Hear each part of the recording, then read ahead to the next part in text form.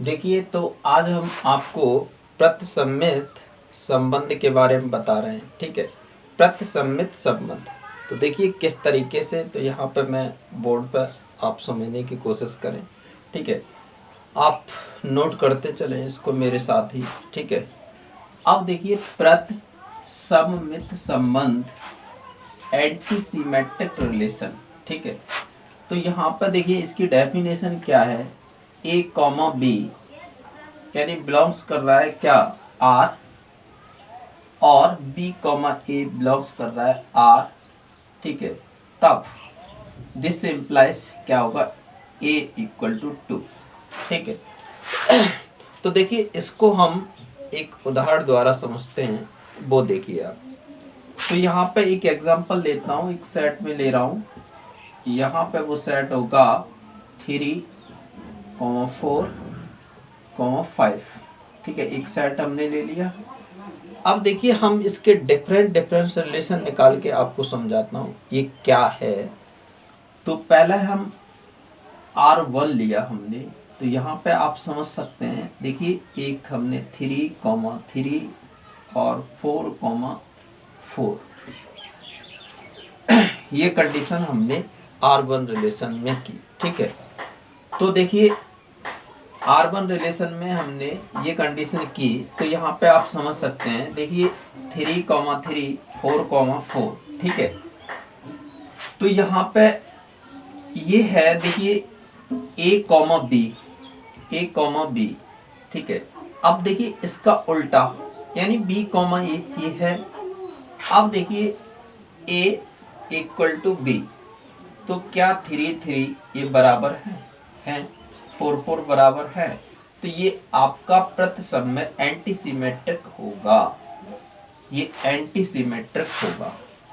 अब देखिए दूसरी कंडीशन, दूसरा रिलेशन हम R2 लेते हैं। तो देखिए R2 क्या होगा, तो देखिए R2 की हम बात करते हैं, तो R2 आपका हो जाएगा, देखिए 3, 3 और 3, 4, 4, 4।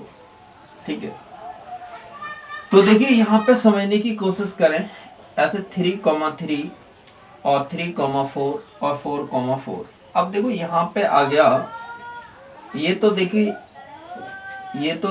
3, 3, इसका उल्टा यही होगा 3, 3।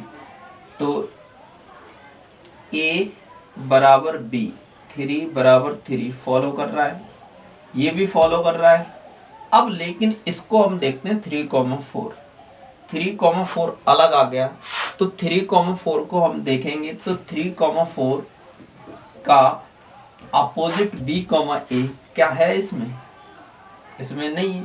जब नहीं है तो हम, जब हम आगे, तो फिर हम इसको आगे हम इसे चेक ही नहीं कर सकते हैं।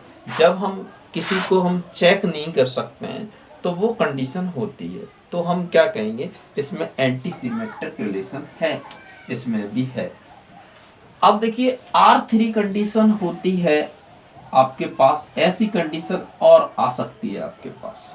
वो देखिए क्या, ऐसे 3, 3 और 3, 4। ठीक है, और देखिए 4, 3 और 4, 4 ये कंडीशन आ गई। ठीक है, तो देखिए अब 3, 3। ठीक है, और 4, 4 ये तो मिल रहा है। अब देखिए आपका क्या मिल रहा है, 3, 4 और 4, 3। ठीक है, 2। तो यहाँ पे हम देखेंगे, ठीक है, क्या 3, 4 और 4, 3, इसका ये तो मिल रहा है A, B और B, A। ठीक है, ये तो दोनों इससे बिलोंग कर रहे हैं, लेकिन क्या, अब देखो ये कंडीशन क्या सेटिस्फाइड है। अब देखो 3 और 4, क्या हम देखें A बराबर B की कंडीशन है। अगर ये नहीं है कंडीशन, तो हम कहेंगे ये एंटीसिमेट्रिक नहीं है, तो ये एंटीसिमेट्रिक नहीं है। ठीक है, और देखिए चौथी कंडीशन क्या हो सकती है आपकी, R4 के बारे में हम बात करते हैं, ठीक है। तो देखिए R4 क्या होगी, R4 के लिए यहाँ पे हम रिलेशन निकालते हैं। जैसे देखिए यहाँ पे मैं लिखता हूं, ठीक है, R4 के लिए हम वो वाला लेते हैं क्रॉस वाला, ठीक है। तो A क्रॉस A, अगर ये कंडीशन आपकी बनती है A क्रॉस A, तो बताइए ये एंटी सिमेट्रिक होगा या नहीं होगा। तो बताइए एंटी सिमेट्रिक होगा या नहीं होगा। तो देखिए उसके लिए हम इसको चेक करके देखते हैं कैसे। अगर आप A क्रॉस A निकालेंगे तो देखिए क्या क्या निकलेगा, यानी 3,3 निकलेगा, ठीक है। तो ये सब कंडीशन उसमें निकलेंगी, तो आपका 3,4 भी निकलेगा, 4,3 भी निकलेगा। तो ये क्या है, एंटी सिमेट्रिक नहीं होगा। A क्रॉस A पे एंटी सिमेट्रिक ये नहीं होगा, ठीक है। ये बात आप समझ रहे होंगे। जो A क्रॉस A है तो उस पर एंटी सिमेट्रिक नहीं होगा। और क्यों नहीं होगा, क्योंकि उसमें ये भी वैल्यू उसमें डिफाइन होगी A क्रॉस B में। कैसे देखिए, तो यहाँ पे आप वही 3,4 और 4,3, ठीक है। अब ये आप देखते हैं तो यहाँ पे ये तो मिल रहा है A, B बिलोंग कर रहा है और B, A भी बिलोंग कर रहा है, लेकिन A बराबर B की कंडीशन नहीं फॉलो हो रही है, ठीक है। तो ये कंडीशन फॉलो नहीं हो रही है, तो इसीलिए ये आपका क्या होगा, एंटी सिमेट्रिक नहीं हो सकता, ठीक है। अब पांचवी कंडीशन की अगर हम बात करें तो देखिए पांचवी कंडीशन क्या है। तो पांचवी कंडीशन के लिए आप इस तरीके से समझ सकते हैं कि अगर कोई एम्प्टी रिलेशन आ जाता है, जब कोई रिक्त संबंध आ जाता है तो क्या होगा। अगर रिक्त संबंध होता है तो वो कंडीशन फॉलो होती है, जब उसमें कोई कुछ है ही नहीं तो उसमें क्या है, तो उसमें एंटी सिमेट्रिक यानी प्रतिसंबद्ध संबंध होता है। शायद अब आप समझ पाए हों प्रतिसंबित संबंध, ठीक है। अब देखिए इसके बाद मैं आपको तत्समक यानी संबंध के बारे में और हम बता रहे हैं।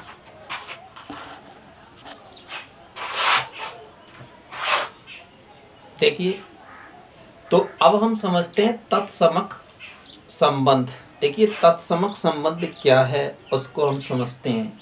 देखिए तत्समक संबंध, आइडेंटिटी रिलेशन। अब देखिए इसकी डेफिनेशन पहले हम समझते हैं, फिर हम एग्जांपल से समझाएंगे, ठीक है।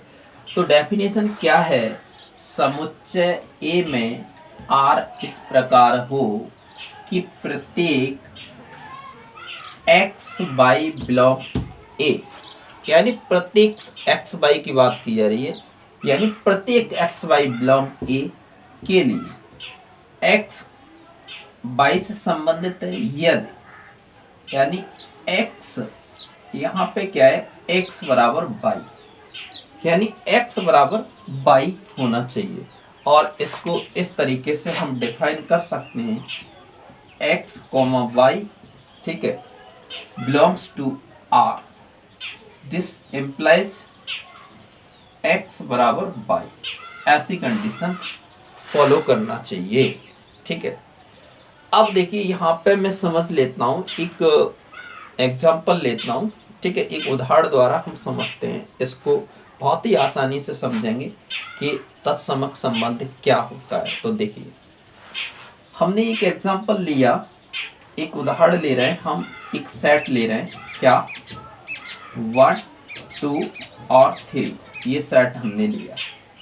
अब देखिए यहाँ से क्या है, हम कुछ कंडीशन निकालते हैं रिलेशन की। देखिए हमने क्या है, R1, ये R1 लिए, ठीक है। तो R1 हमने लिया तो क्या है, R1 यहाँ से 1, 2, 2 और 3, 3। अब देखो 1, 1, 2, 2 और देखिए 3, 3। तो अब क्या है, प्रतीक यानी अवयव 1, 1, 2, 2, 3, 3 अगर ये मिल रहे हैं इसमें, तो हम कहेंगे तत्समक संबंध है इसमें, ठीक है। अब देखिए दूसरी कंडीशन आप देख सकते हैं, यानी R2 ऐसी सिचुएशन हो, यानी 1,1 और 2,2 और देखिए 2,3 और 3,3 ऐसी सिचुएशन हो। अब देखिए अब यहाँ पे क्या कहा जा रहा है, ठीक है, यानी प्रत्येक एलिमेंट वही होना चाहिए, ठीक है, जो x और y, x, y belongs R से करे और x इक्वल टू y, बाकी का कोई भी एलिमेंट इसमें नहीं होना चाहिए। अब ये आ गया 2,3, तो क्या है, ये तत्समक संबंध नहीं होगा, इसमें तत्समक संबंध नहीं होगा। फिर इसमें स्वतुल्य, यानी स्वतुल्य संबंध होगा, जिसे आप पढ़ चुके हैं स्वतुल्य के बारे में, तो आप, ठीक है, तो इसमें स्वतुल्य होगा, तो तत्समक तो इसमें नहीं होगा, लेकिन स्वतुल्य इसमें होगा, ठीक है। और एक कंडीशन और समझिए, तीसरी कंडीशन क्या अप्लाई इसमें, देखिए यहाँ से आप समझ सकते हैं बिल्कुल। अगर ऐसी सिचुएशन मिलती है 1,1 और 3,3 ऐसी कंडीशन, क्या आप इसे कहेंगे तत्समक संबंध है इसमें? तो इसमें भी तत्समक संबंध नहीं है, क्योंकि इसमें 2,2 नहीं है, प्रत्येक एलिमेंट नहीं हुआ, तो इसमें भी तत्समक संबंध नहीं है। तो ये थे आपके एंटीसिमेट्रिक और तत्समक संबंध, एंटीसिमेट्रिक और आइडेंटिटी रिलेशन दोनों ही मैंने आपको बता दिए, ठीक है। समझ में जहाँ तक है समझ में आ गए होंगे आपके, ठीक है। तो इन्हें आप नोट कर सकते हैं, नोटबुक पर लो, ठीक है।